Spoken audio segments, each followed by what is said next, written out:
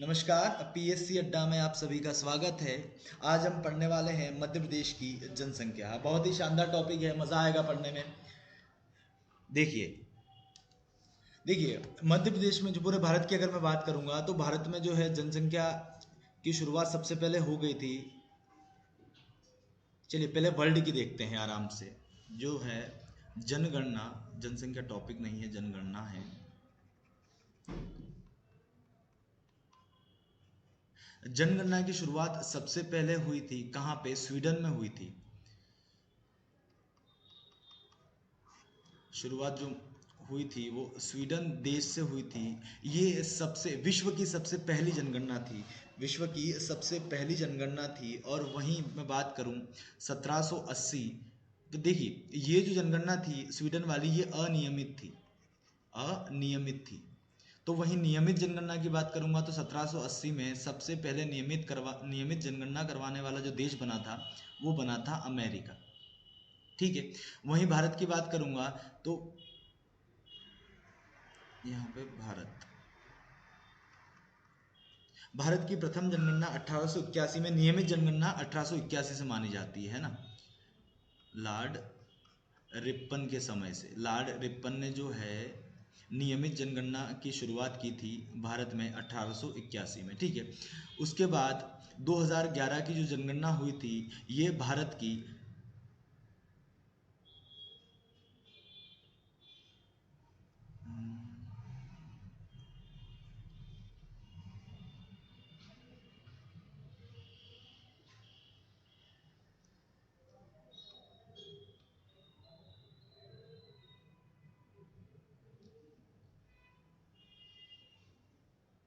ये देखिए भारत की जो जनगणना मानी जाती है ये भारत की 15वीं जनगणना है। कौन सी है? भारत की 15वीं जनगणना है। ठीक है।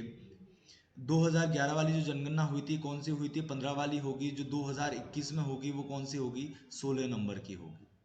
ठीक है। उसके बाद क्वेश्चन आता है कि स्वतंत्र भारत की कौन सी जनगणना थी? जो 2011 वाली जो जनगणना थी वो स्वतंत्र भारत की कौन सी जनगणना थी? तो अपन इजीली इसको निकाल सकते हैं। अगर 1881 अपन को याद है, जैसे 1881 में जनगणना की शुरुआत हुई थी, नियमित जनगणना की, तो 1951 में हुई होगी, तब तक भारत आज़ाद हो गया था। ठीक है। उसके बाद अपन जब इसमें से 1881 को घटाते हैं तो अपने पास मिल जाएगी कि स्वतंत्र भारत की कौन सी जनगणना थी। ठीक है।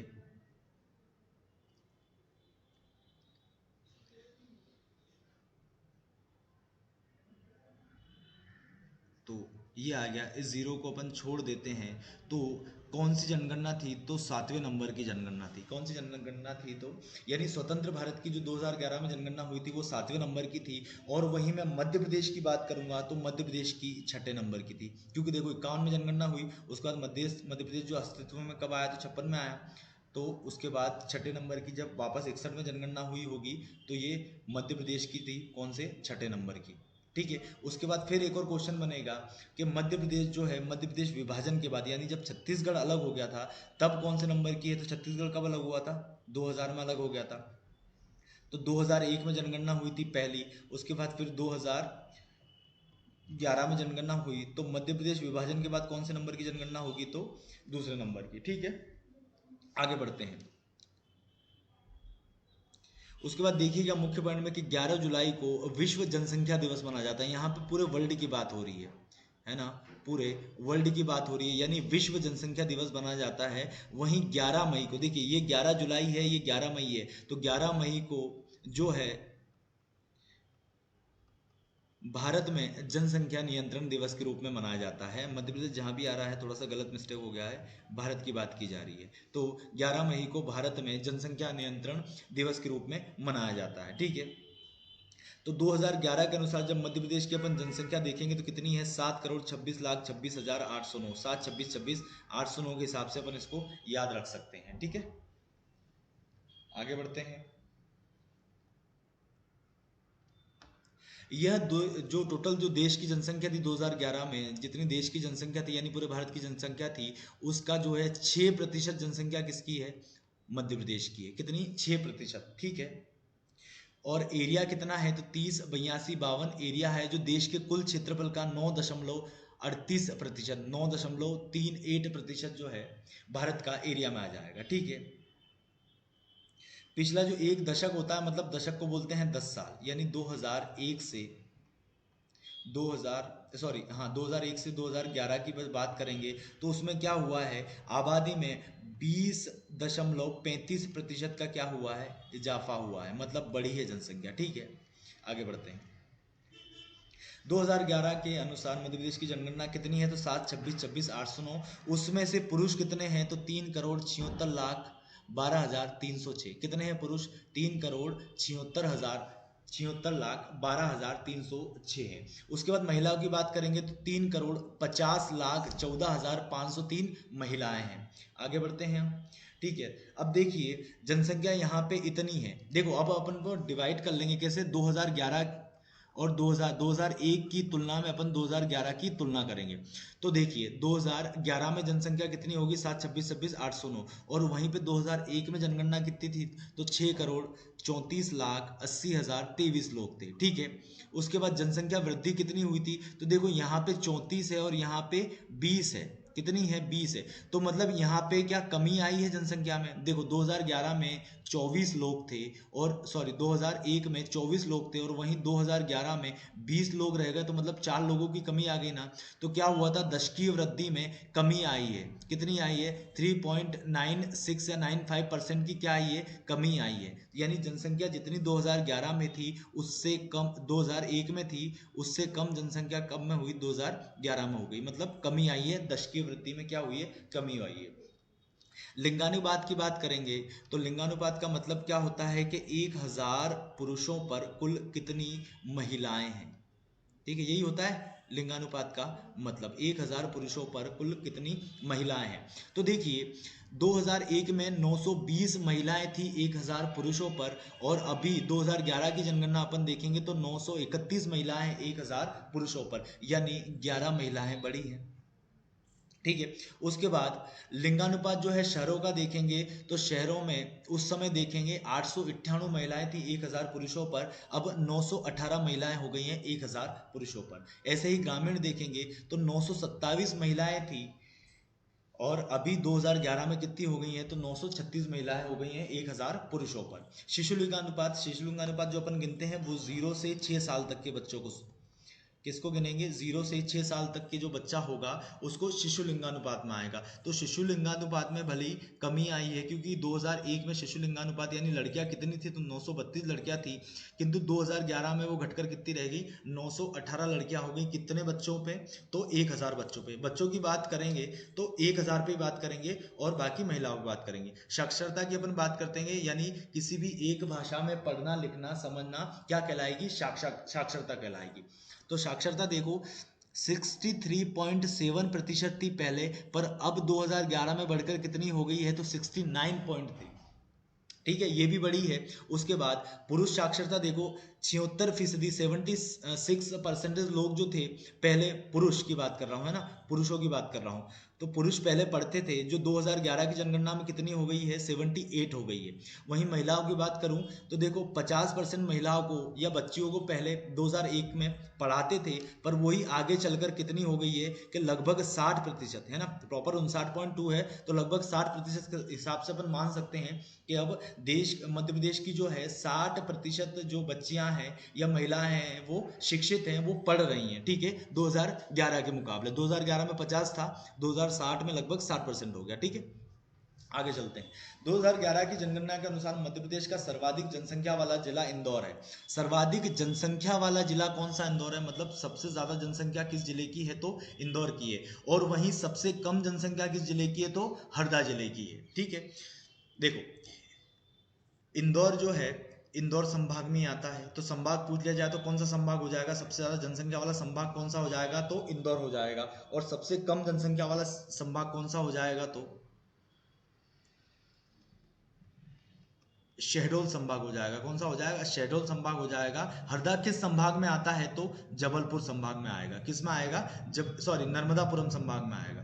सॉरी ये किस में आएगा, तो नर्मदापुरम संभाग में आएगा, जिसका नाम 2008 में बदला था। उससे पहले इसका नाम क्या था, तो होशंगाबाद संभाग। होशंगाबाद संभाग। 2008 में इसका नाम बदलकर क्या रख दिया था, तो नर्मदापुरम संभाग रख दिया था। आगे बढ़ते हैं, सर्वाधिक जनसंख्या वाले जिले। देखो ट्रिक के भरोसे मैं रहता नहीं हूँ, फिर भी मैं आपके लिए ट्रिक लेके आया हूँ। अगर आपको ऐसे नहीं याद होता है तो आप ट्रिक के सहारे भी याद रख सकते हैं। देखो ई से क्या हो जाएगा, इंदौर। सर्वाधिक जनसंख्या वाले जिलों की बात कर रहे हैं तो सबसे पहले क्या आ जाएगा, इंदौर आ जाएगा। ज से क्या हो जाएगा, जबलपुर हो जाएगा। सा से क्या हो जाएगा, सागर हो जाएगा। भ से क्या हो जाएगा, भोपाल हो जाएगा। और री से क्या हो जाएगा, रीवा हो जाएगा। हो गए 5। देखो इंदौर, जबलपुर, सागर, भोपाल, रीवा। सबसे ज्यादा जनसंख्या किसकी है, इंदौर की। उसके बाद किसकी है, जबलपुर की। उसके बाद किसकी है, सागर संभाग की। फिर उसके बाद किसकी है, तो भोपाल संभाग की। उसके बाद किसकी है, तो रीवा की। सॉरी संभाग की बात नहीं आ रही है, जिलों की। सबसे ज्यादा किसकी है, तो इंदौर जिले की, फिर जबलपुर जिले की, फिर सागर जिले की, फिर भोपाल जिले की, और फिर रीवा जिले की। ठीक है, आगे बढ़ते हैं। न्यूनतम जनसंख्या वाले जिले देखेंगे, इसमें भी ट्रिक है, देख सकते हैं। हर से क्या आ जाएगा, तो हर से आ जाएगा हरदा। न्यूनतम जनसंख्या वाला जिला कौन सा हो गया, तो हरदा हो जाएगा। उसके बाद फिर आगे उमर से आ जाएगा उमरिया। से आ जाएगा श्योपुर। और डिले से आ जाएगा, डी से आ जाएगा डिंडोरी। और ल से आ जाएगा अलीराजपुर। ठीक है, ये पूरा बन जाएगा। तो हरदा जिला सबसे कम जनसंख्या है, उससे ज़्यादा फिर उमरिया में है, उससे ज़्यादा फिर श्योपुर में है, उससे ज़्यादा फिर डिंडोरी में है, उससे ज़्यादा फिर अलीराजपुर में। स्टार्ट के 5 अपन ने देख लिए सर्वाधिक जनसंख्या वाले जिले, और लास्ट के 5 भी देख लिए न्यूनतम जनसंख्या वाले जिले। ठीक है, आगे बढ़ते हैं। देखना, लिंगानुपात की बात करेंगे तो 2011 की जनगणना के मुताबिक प्रदेश में प्रति 1000 पुरुषों पर। देखो लिंगानुपात की बात यही होगी कि पुरुष जो रहेंगे वो 1000 गिने जाएंगे, और जितनी महिलाएं होंगी वो उसके नीचे गिनी जाएंगी। कैसे निकालते हैं साक्षरता, तो महिलाओं की संख्या बटे पुरुषों की संख्या इंटू 1000। ठीक है, ये जो है फॉर्मूला है लिंगानुपात निकालने का। तो फॉर्मूला कैसे निकालेंगे, महिलाओं की संख्या बटे में पुरुषों की संख्या और इंटू 1000 से इसका गुणा कर देंगे तो संख्या आ जाएगी। देखो मध्य प्रदेश का लिंगानुपात कैसा है, तो 1000 पुरुषों पर 931 महिला हैं। कैसी है, 1000 पुरुषों पर 931 महिलाएं हैं। ठीक है, तो सर्वाधिक लिंगानुपात वाला जिला कौन सा हो गया, तो सर्वाधिक लिंगानुपात वाला जिला कौन सा हो गया, तो बालाघाट हो गया। कौन सा हो गया, इस बालाघाट में जो है 1021 महिलाएं हैं 1000 पुरुषों पर। कितना, 1000 पुरुषों पर 1021 महिलाएं हैं। ठीक है, तो यहाँ का सबसे ज्यादा क्या हो गया, लिंगानुपात हो गया। वहीं सबसे न्यूनतम लिंगानुपात की बात करेंगे तो भिंड आ जाएगा। भिंड में देखना 838 महिलाएं हैं 1000 पुरुषों पर। 838 महिलाएं हैं 1000 पुरुषों पर। ठीक है, शहरी लिंगानुपात की बात करेंगे तो 936 अपन पढ़ चुके हैं। 936 महिलाएं हैं 1000 पुरुषों पर। और सॉरी, ग्रामीण की बात हो गई। और शहरी की बात करेंगे तो 918 महिलाएं हैं 1000 पुरुषों पर। ठीक है, सूत्र आप लोगों को अच्छे समझ में आ गया, फॉर्मूला कैसे निकालते हैं लिंगानुपात। तो सरकार या फिर सरकार अपन को कैसे निकाल के देती है लिंगानुपात। आगे बढ़ेंगे, आगे बढ़ते हैं। सर्वाधिक लिंगानुपात वाले की जब बात करेंगे तो इसमें भी देखिए ट्रिक दे रखी है। बालक अली मंडी में बुआ, यानी बालक से बालाघाट हो जाएगा, अली से अलीराजपुर हो जाएगा, म से मंडला हो जाएगा, डी से डिंडोरी हो जाएगा, और बुआ से क्या हो जाएगा, झाबुआ। है ना, कुछ नहीं है वैसे, प्रॉपर आपको याद ही करना चाहिए। ट्रिक के चक्कर में ज़्यादा नहीं आना चाहिए। बाय चांस अगर आप ट्रिक मिस होती है या वर्ड इधर उधर होते हैं तो पूरा ही गलत हो जाएगा। है ना, तो कोशिश आप ये कीजिए कि नॉर्मल, आपको रटने की भी जरूरत नहीं है। आराम से इसको जब आप 2-3 बार पढ़ लेंगे तो आपको वैसे ही दिमाग में बैठ जाएगा, प्रेशर लेने की जरूरत नहीं है। ठीक है, अगला देखेंगे न्यूनतम लिंगानुपात वाला जिला, तो भिंड, मुरैना, ग्वालियर, दतिया, शिवपुरी। अब देखो ये याद करने का तरीका मैं आप लोगों को बताता हूँ। मध्य प्रदेश में आप लोगों ने क्या पढ़ा है, देखो ऊपर वाला जो पोर्शन पढ़ा होगा ना आप लोगों ने,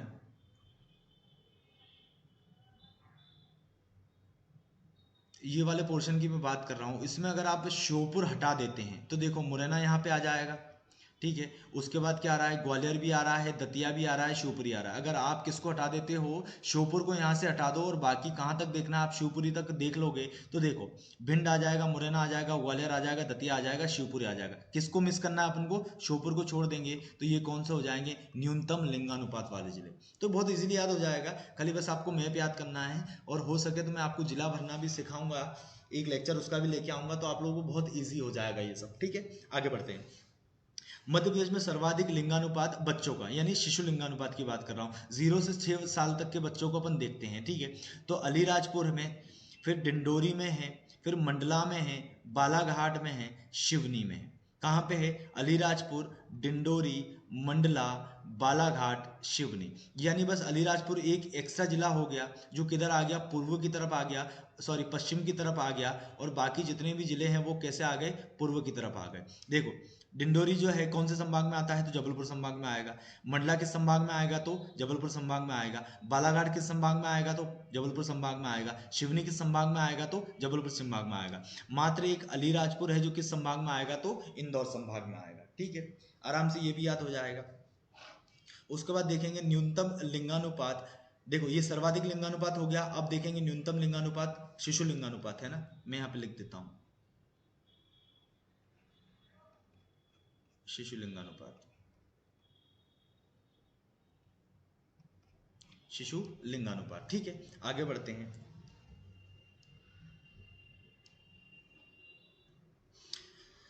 जनसंख्या घनत्व की बात करेंगे तो घनत्व का मतलब क्या होता है कि प्रति 1 किलोमीटर में, प्रति 1 किलोमीटर के दायरे में कितने लोग निवास करते हैं, तो उसको क्या बोलेंगे, घनत्व बोलेंगे। या अपन जनसंख्या पढ़ रहे हैं तो अपन इंसानों की बात कर लेंगे। या किसी भी चीज का घनत्व किस चीज पे डिपेंड करेगा कि 1 किलोमीटर के एरिया पे कितनी वो चीजें इस 1 किलोमीटर के दायरे में मिल जाएंगी आपको, तो वो क्या कहलाएगा, घनत्व कहलाएगा। ठीक है, देखना 2001 की जनगणना में घनत्व कितना था, 196, यानी 1 किलोमीटर के दायरे में 196 लोग रहा करते थे। किंतु 2011 की जनगणना के अनुसार बढ़कर कितना हो गया, मध्य प्रदेश का जो लिंगानुपात 236 होगा। कितना हो गया, पूरे मध्य प्रदेश की बात कर रहा हूँ, यहाँ पे मैं किसी जिले को ऐड नहीं कर रहा हूँ। तो मध्य प्रदेश का अभी जनघनत्व कितना है, तो 236 लोग पर किलोमीटर में। ठीक है, उसके बाद देखेंगे तो सर्वाधिक जन घनत्व वाला जिला कौन सा हो जाएगा, तो भोपाल आ जाएगा। भोपाल में जो है 1 किलोमीटर के दायरे में देखो 855 लोग निवास करते हैं। कितने करते हैं, 855 लोग निवास करते हैं। वहीं न्यूनतम जन घनत्व की बात करूंगा मैं, तो देखो डिंडोरी है, भोपाल के मुकाबले देखो आप कितना कम है, यहाँ 1 किलोमीटर के दायरे में मात्र 94 लोग निवास करते हैं। और यहाँ पे कितने करेंगे, तो देखो 855 लोग करेंगे निवास। ठीक है,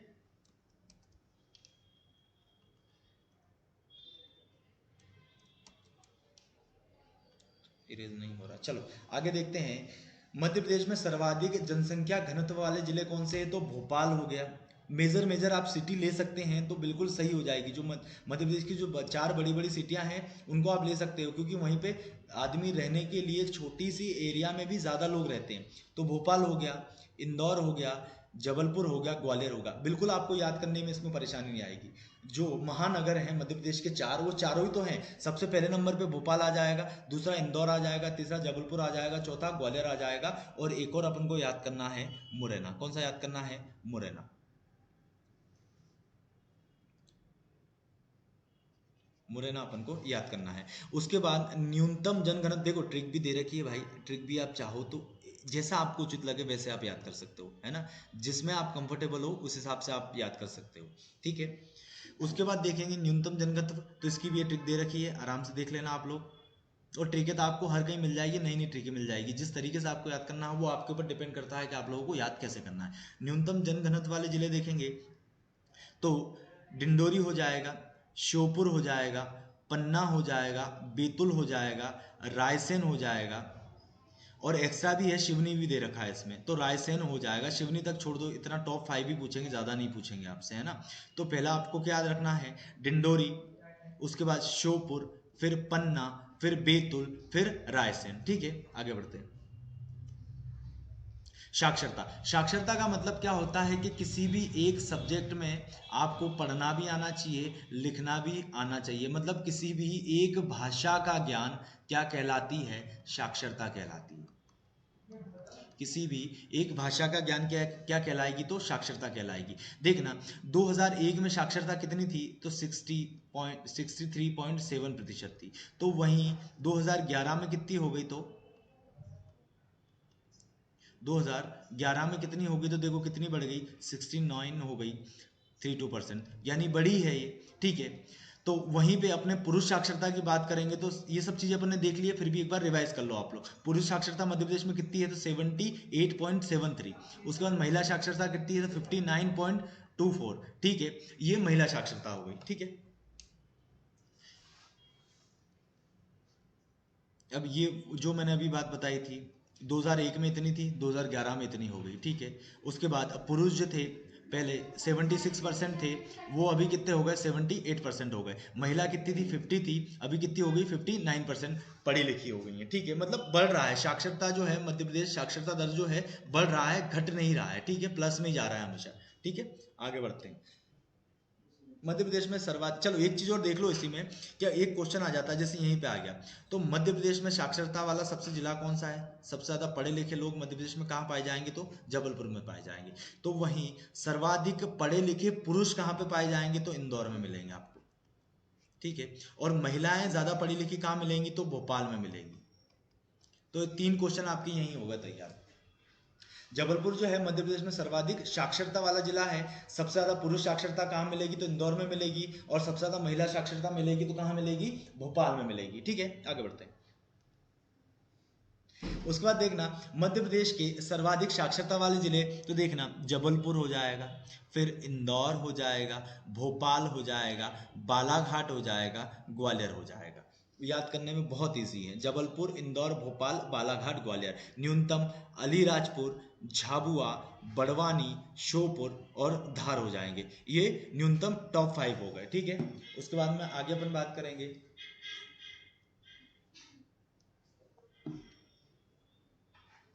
आगे देखते हैं न्यूनतम पुरुष साक्षरता वाले जिले कौन से हैं, तो अलीराजपुर, झाबुआ, बड़वानी, धार और श्योपुर, ठीक है। पुरुष सर्वाधिक पुरुष साक्षरता वाले जिले कौन से हैं, तो जबलपुर, मैंने आपको बताया जबलपुर नहीं आएगा यहाँ पे। सर्वाधिक पुरुष साक्षरता वाला जिला पहला कौन सा आ जाएगा, तो इंदौर आ जाएगा पहले नंबर पे। क्या आ जाएगा, इंदौर आ जाएगा, इंदौर आ जाएगा। फिर जबलपुर आएगा, फिर भोपाल आएगा, फिर बालाघाट आएगा और फिर भिंड आएगा। तो सर्वाधिक पुरुष साक्षरता वाला जिला कौन सा है, इंदौर, मैं आप लोगों को पहले ही बता चुका हूँ। और फिर महिलाओं की बात करेंगे, सर्वाधिक महिला वाला तो भोपाल आ जाएगा, जबलपुर आ जाएगा, इंदौर आ जाएगा, बालाघाट आ जाएगा और ग्वालियर आ जाएगा, ठीक है। न्यूनतम में बात करेंगे तो अलीराजपुर होगा, झाबुआ, बड़वानी, श्योपुर और सिंगरौली। ये सिंगरौली अभी अभी ऐड ही हुआ है, देखो पहली बार आप लोगों ने सुना होगा सिंगरौली का नाम इस वाले चैप्टर में। तो ये स्पेशल का आप लोगों को वैसे ही अलग नाम है तो वैसे ही याद रह जाएगा कि न्यूनतम महिला साक्षरता में 5वें नंबर पर आता है, कौन सा आता है, सिंगरौली आता है, ठीक है। आगे बढ़ते हैं। जनसंख्या वृद्धि दर, जनसंख्या वृद्धि दर देखो क्या होता है कि माना 2001 की जनगणना में जो है 100 लोग थे या 100 लोगों की जनसंख्या थी, तो वहीं 2011 की जनगणना में ये कितने हो गए, तो ये 96 हो गए। मतलब 4 लोगों की कमी आई, क्या आई, 4 लोगों की कमी आई। ये बस एक एग्जांपल मैं आप लोगों को दे रहा हूँ तो आप लोग समझ पाए जनसंख्या वृद्धि या कमी का मतलब क्या होता है। तो अगर जनसंख्या वृद्धि डैश करके यहाँ मैं कमी भी लिख दूंगा तो एक ही बात हो जाएगी, ठीक है। 10 साल के अंतर में जनसंख्या में क्या परिवर्तन हुआ, कमी आई है या फिर बढ़ोतरी हुई है, वृद्धि हुई है, ठीक है। तो देखना 2011 की जनगणना में जनसंख्या वृद्धि दर आई, वृद्धि दर में देखो ये लिखी हुई है यहाँ पे क्या आई है, कमी आई है। मतलब नॉर्मल सी बात है, जैसे मैंने एग्जांपल दिया 2011 में 100 सदस्य 100 लोग थे पर 2011 में 96 रह गए, तो कमी आई है, ठीक है। तो देखना कितनी थी, 2001 में जो जनसंख्या थी वो थी 24.3% चल रही थी वृद्धि दर। कैसी चल रही थी, 24.3% वृद्धि दर चल रही थी, पर 2011 में घटकर कितनी रह गई, 20% रह गई। कितनी रह गई, 20% रह गई। तो इन दोनों में डिफरेंस कितना है, तो 3.96% की क्या आई है, 10 की वृद्धि में कमी आई है। कितनी आई है, 3.96% में कमी आई है, कितनी, जनसंख्या वृद्धि में, ठीक है। तो सर्वाधिक जनसंख्या वृद्धि करने वाला जिला देखो इंदौर है, झाबुआ है, भोपाल है, सिंगरौली है, बड़वानी है। कौन से हैं, इंदौर है, झाबुआ है, भोपाल है, सिंगरौली है, बड़वानी है, ठीक है। आगे देखना न्यूनतम कौन से हैं, तो अनूपपुर है, बैतूल है, छिंदवाड़ा है, मंदसौर है, बालाघाट है, ठीक है। वापस सुनना, अनूपपुर है, बैतूल है, छिंदवाड़ा है, मंदसौर है, बालाघाट है। चलिए आगे चलते हैं। शहरी एवं ग्रामीण जनसंख्या देखना, अब यहाँ पे अपन क्या बात करेंगे, एक तो शहरों की बात करेंगे, शहरों की बात करेंगे और एक तरफ क्या, गांव की बात करेंगे, दोनों की जनसंख्या की बात करेंगे, ठीक है। तो यहाँ पे देखना, तो देखो कुल जनसंख्या जो है, ये जो जनसंख्या आप लोगों को दिख रही है, ये कहाँ पे निवास करती है, तो गांव में निवास करेगी, यानी विलेज में रहेगी। और बाकी जो नीचे की जनसंख्या दिख रही है आप लोगों को, ये कहाँ पे निवास करेगी, तो ये शहरों में निवास करेगी। ठीक है, यानी ऐसा बोल सकता हूँ कि 2011 के अंतिम आंकड़ों के अनुसार प्रदेश की 72.37% जो जनसंख्या जो है गाँव में निवास करती है। देखो मध्य प्रदेश की अर्थव्यवस्था कैसी है, यहीं पे समझ जाओगे आप लोग। मध्य प्रदेश की अर्थव्यवस्था कैसी है, तो कृषि प्रधान है, कृषि प्रधान अर्थव्यवस्था है। मतलब इतने लोग क्या करते हैं कि खेती के ऊपर निर्भर है और कोई काम नहीं है, क्या करते हैं, कृषि करते हैं। तो कृषि, जब देखो अर्थव्यवस्था एक कृषि प्रधान है, तो अधिकतर लोग निवास ही कहाँ करेगा, जहाँ पे उसको रोजगार मिल रहा है। उनका रोजगार क्या है, तो उनका रोजगार कृषि है।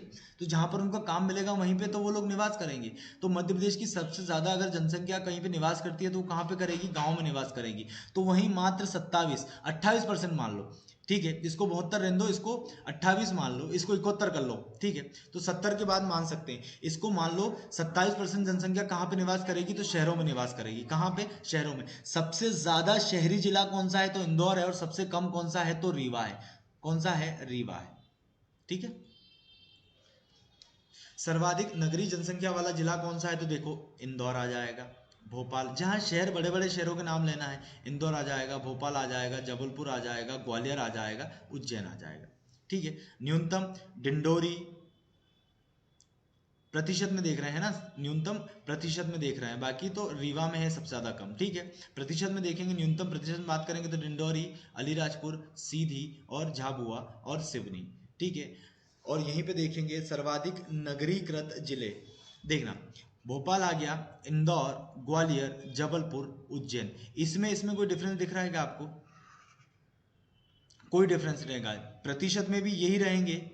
ठीक है, ये न्यूनतम प्रतिशत की बात कर ली, और यहाँ पे प्रतिशत में भी यही रहेंगे और नॉर्मल भी यही रहेंगे। तो पांचों नाम देखो सेम है, बस यहाँ पे क्या हो गया, भोपाल फर्स्ट नंबर पे आ गया और इंदौर जो है यहाँ पे सेकंड नंबर पे। और यहाँ पे देखेंगे तो भोपाल इंदौर पहले नंबर पे है और भोपाल सेकंड नंबर पे है। बाकी नाम सब है। उसके बाद फिर जबलपुर से पहले क्या आ गया, तो हाँ जबलपुर से पहले देखो ग्वालियर आ गया। ये दोनों में एक्सचेंज हो रहे हैं, जो मैथ्स में अपन बोलते हैं शायद क्रॉस गुणा, तो ये एक्सचेंज हो रहा है। उज्जैन अपने अपने स्थान पर है। ठीक है, आगे अपन बात करते हैं अनुसूचित जाति। अब मैं बात करूंगा एससी की, शेड्यूल कास्ट की। शेड्यूल कास्ट की मैं बात करूंगा, तो शेड्यूल कास्ट जो है यानी एससी, अनुसूचित जन सॉरी अनुसूचित जाति, ये मध्य प्रदेश में जो है पूरी जनसंख्या क्या 15.6% हिस्से में, या 6% है। टोटल जो अपनी जनसंख्या है 7,26,26,809 का जब अपन 15% निकालेंगे तो वो कौन सी जनसंख्या निकल आएगी, तो एससी की, शेड्यूल कास्ट निकल आएगी। ठीक है, सबसे ज्यादा शेड्यूल कास्ट कहाँ पे निवास करेगी, तो देखो इसका दो है मत है। 2001 के अनुसार देखोगे आप तो उज्जैन में प्रतिशत, और नॉर्मली सबसे ज्यादा कहाँ पे पाई जाती थी, उज्जैन में। पर 2011 की जनगणना के अनुसार क्या हो गया कि वैसे तो अब हो गई है इंदौर, सर्वाधिक एससी वाला जिला कौन सा होगा, इंदौर। पर वहीं परसेंटेज की बात करेंगे यानी प्रतिशत के आधार पर बात करेंगे तो वो क्या है, अभी भी उज्जैन है। ठीक है, आप लोगों को समझ में आ गया। वर्तमान देखिए आप, छोड़िए 2011 2001 को, 2011 देखिए। सर्वाधिक एससी वाला जिला कौन सा है, तो इंदौर है। सर्वाधिक एससी प्रतिशत वाला जिला कौन सा है, तो उज्जैन है। ठीक है, आगे बढ़ते हैं।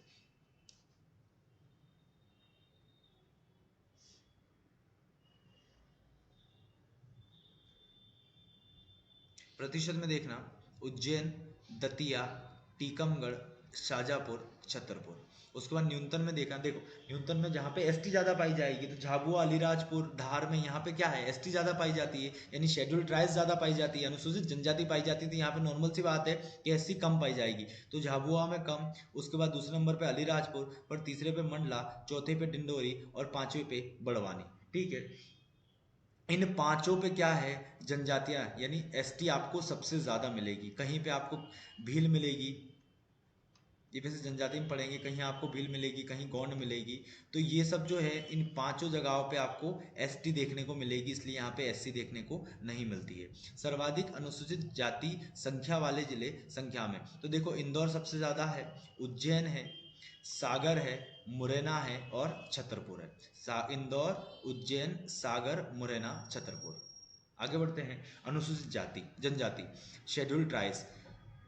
ठीक है, एसटी की अपन बात करते हैं। तो एसटी जो है संपूर्ण मध्य प्रदेश की 7, 26, 26, 809 जनसंख्या में से जब अपन 21.1% निकालेंगे तो क्या निकल आएगा, अपनी एसटी जनसंख्या निकल आएगी। यह सबसे ज़्यादा कहाँ पे मिलेगी एसटी जनसंख्या, तो ये मिलेगी अपन को धार में। कहाँ पे मिलेगी, धार में। न्यूनतम कहाँ पे मिलेगी, भिंड में। सबसे ज़्यादा कहाँ पे मिलेगी, तो धार में। न्यूनतम कहाँ पे मिलेगी, तो भिंड में मिलेगी। ठीक है, देखते हैं सर्वाधिक अनुसूचित जनजाति वाले जिले संख्या में, तो धार सबसे ज़्यादा है, उसके बाद बड़वानी है, फिर झाबुआ है, छिंदवाड़ा है, पश्चिम निमाड़। ठीक है, पश्चिम निमाड़ का मतलब क्या होता है, खरगोन। ठीक है, कंफ्यूज मत होना। उसके बाद सर्वाधिक अनुसूचित जनजाति वाले जिले प्रतिशत में, तो अलीराजपुर आ जाएगा, झाबुआ, बड़वानी, डिंडोरी और फिर मंडला। फिर देखेंगे न्यूनतम अनुसूचित जनजाति वाले जिले प्रतिशत में।